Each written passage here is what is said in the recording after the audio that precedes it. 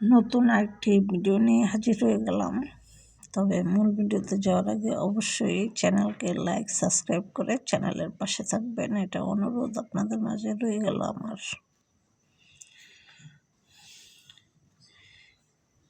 এ হচ্ছে কাঁচামরিচ।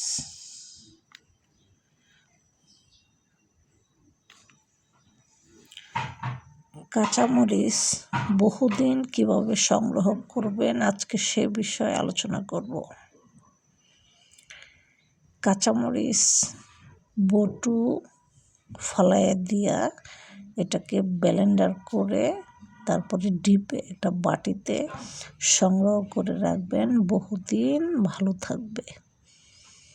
কারণ কাঁচামরিচের দাম আসলে অত্যন্ত বেড়ে যায়,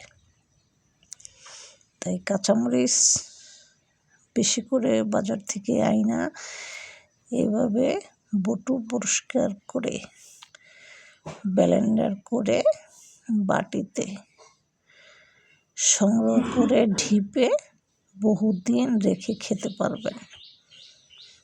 ভিডিওটি ভালো লাগলে লাইক সাবস্ক্রাইব করে চ্যানেলের সাথে থাকবেন, এটা অনুরোধ আপনাদের মাঝে আমার রয়ে গেল।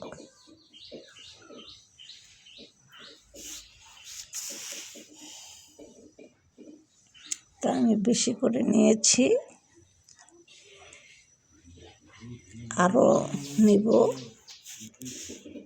এগুলো সব ব্লেন্ডার করে ডিপে রেখে দেব। এগুলো বটু ছাড়ানো হয়েছে, আরও ছাড়াই নেব। আমি প্রায় 5 কেজির মতো কিনে এনেছি মরিচ।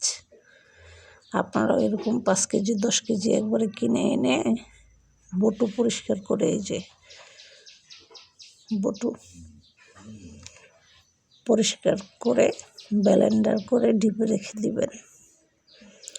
তারপরে অল্প অল্প করে বের করে রান্না করে খাবেন, বহুদিন সংগ্রহ করা যায়।